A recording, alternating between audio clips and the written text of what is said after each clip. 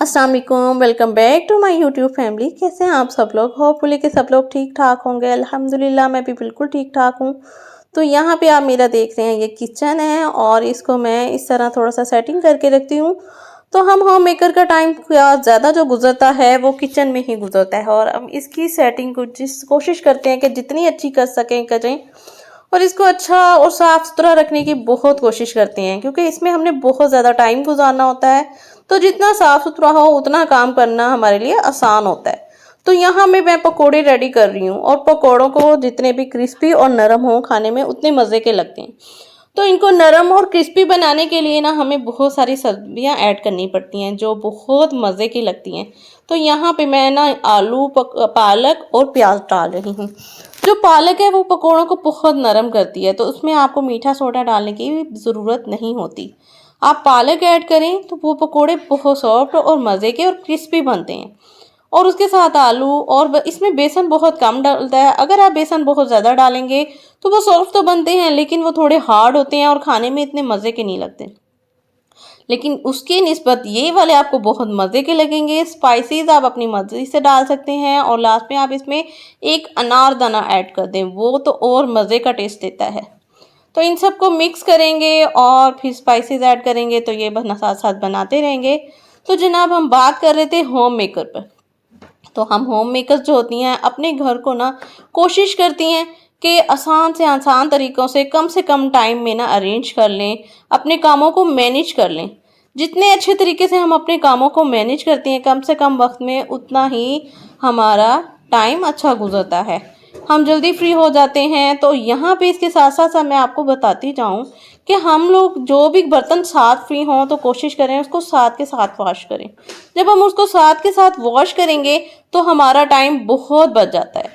अब इसी तरह किचन के छोटे मोटे बहुत से काम होते हैं, जैसे कि चीज़ों को रिफ़िल करना होता है, ऑयल रिफ़िल करना होता है, दालें रिफ़िल करनी होती हैं। तो हम काम अगर कर रहे हैं तो उसके साथ साथ ही हम ये काम भी कर लें, इन चीज़ों को रिफ़िल कर लें। ऑयल को रिफ़िल कर लें, अगर घी करने वाला है उसको रिफ़िल कर लें। अगर कोई किचन की क्लीनिंग करने वाली है, आप देखें एक साइड पे मैंने अगर खाना बनाऊंगी तो मेरी यहाँ पे कोई क्लीनिंग करने वाली है, अगर मेरा ओवन डर्टी है तो मैं कोशिश करूँगी उसको भी साथ करती रहूँ।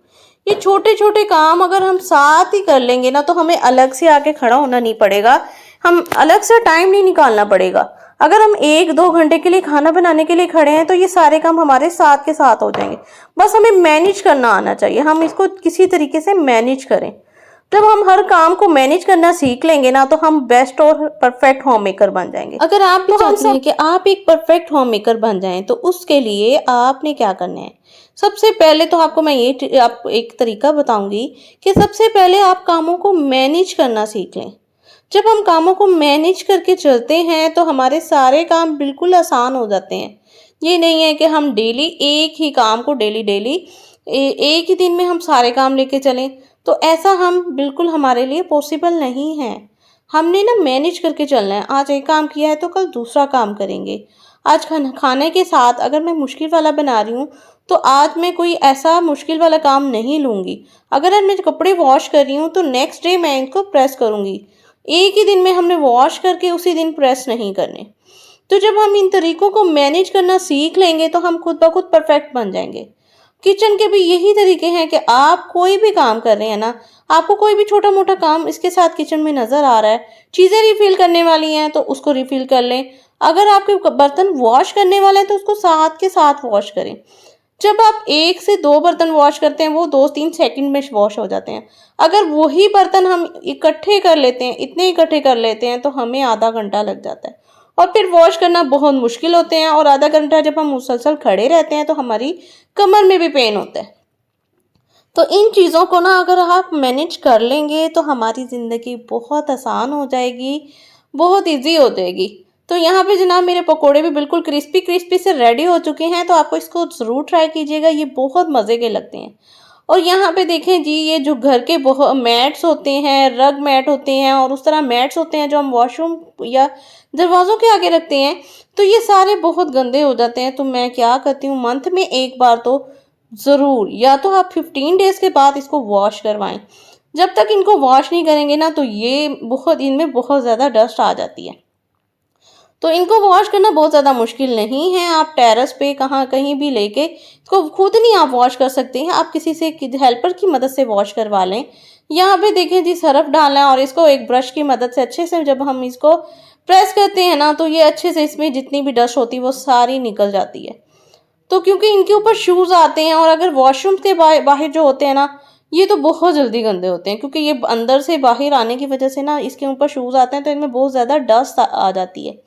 तो इनको ज़रूर वॉश किया जाए, टाइम जैसे हमें मिलता जाए ना इसको वॉश कर लें, नहीं तो ये हमारे घर को ना सबसे ज़्यादा गंदा यही कर रहे होते हैं, क्योंकि इनमें डस्ट आ जाती है और जब हम सफाई करके इनको रखते हैं तो ये नीचे दोबारा डस्ट ले आते हैं।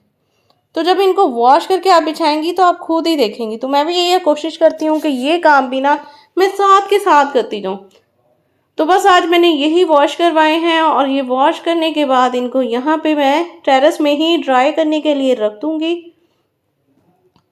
जो ये यहाँ पे ड्राई हो जाएंगे 1 से 2 दिन में, आजकल तो धूप इतनी अच्छी है तो आराम से ड्राई हो जाते हैं।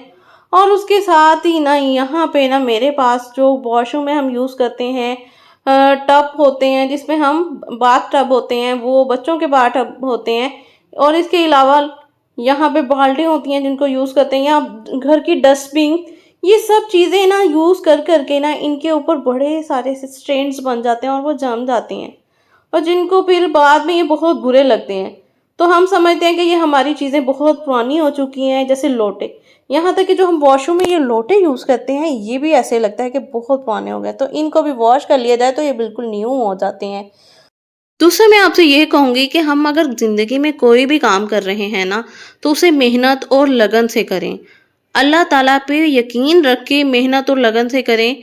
अगर किसी भी जर्नी में लगे, अगर हम कोई बिजनेस कर रहे हैं, कोई कारोबार कर रहे हैं, तो अल्लाह ताला पे यकीन रखें और उस पर मेहनत लगा दें, अपनी फुल मेहनत लगा दें, लगन लगा दें।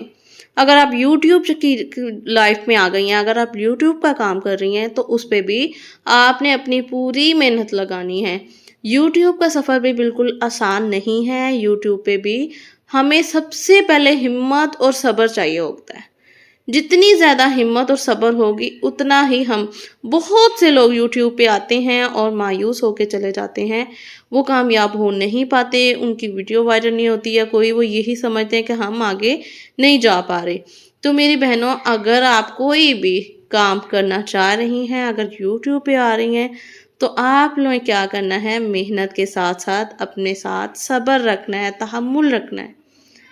जब आप सब्र करती हैं और अल्लाह ताला पे भरोसा और यकीन रखना है, जब हम अल्लाह ताला पे यकीन और भरोसा रखते हैं, अपनी डोर अल्लाह ताला के हाथ में पकड़ा देते हैं ना, तो हमारे सब काम आसान हो जाते हैं। अल्लाह ताला हमारी सब मुश्किलें इस आसान कर देते हैं। तो अल्लाह ताला ने हमारे लिए हर चीज़ लिखी होती है, लेकिन हर चीज़ का एक टाइम होता है। उस टाइम पे वो मिलनी होती है। हम अगर वो टाइम नहीं आया तो हम उससे पहले वो चीज़ नहीं ले सकते। हर चीज़ जो है ना वो अपने टाइम पे मिलती है। तो हमने क्या करना है, हमने मायूस नहीं होना, अल्लाह की ज़ात से मायूस नहीं होना, हमेशा खुश रहना है और अल्लाह ताला से मांगते रहना है। जितना मांगेंगे, जितनी तलब होगी ना, वैसे ही मिलेगा। और इस सफ़र में ना हिम्मत नहीं हारनी। तो इंशाल्लाह मैंने भी ये नया सफ़र स्टार्ट किया है, तो होपफुली आप लोग भी मेरी हिम्मत बनेंगे, मेरे साथ मेरी वीडियो को फुल वॉच किया करेंगे और साथ ही इसको लाइक करेंगे। तो इंशाल्लाह मैं आपके साथ इसी तरह मज़े मज़े की टिप्स और मज़े मज़े की बातें लेके आऊँगी, जो इंशाल्लाह आप सबको अच्छी लगेंगी। तो अगर तो साथ ही कहती जाऊँ, अगर आप मेरी वीडियो पे न्यू आए हैं तो सब्सक्राइब का बटन जल्दी से प्रेस कर दें, क्योंकि आप लोगों के एक बटन प्रेस करने से कुछ भी नहीं जाएगा। आप सिर्फ सब्सक्राइब करेंगे, लेकिन मेरे लिए वो सब्सक्राइब बहुत खुशी का बायस होगा। और साथ ही मुझे एक मैसेज सेंड कर दें कि हमने आपका चैनल सब्सक्राइब कर दिया है, तो मुझे इस चीज़ की बहुत खुशी होगी और मैं इसकी आप लोगों की दिल से कदर करूँगी। तो इंशाल्लाह इसी तरह मैं आप लोगों के लिए अच्छी सी वीडियोज़ लेके आऊँगी। तो इंशाल्लाह मिलते हैं नेक्स्ट वीडियो में। होपफुली कि आपको आज की वीडियो भी अच्छी लगी होगी, तो जल्दी से आप मेरी वीडियो को लाइक कर दें, साथ ही मेरे चैनल को सब्सक्राइब कर दें और बेल आइकन का बटन प्रेस करना मत भूलिएगा। साथ ही फ्रेंड्स और फैमिली में शेयर कर दें। अल्लाह हाफिज़।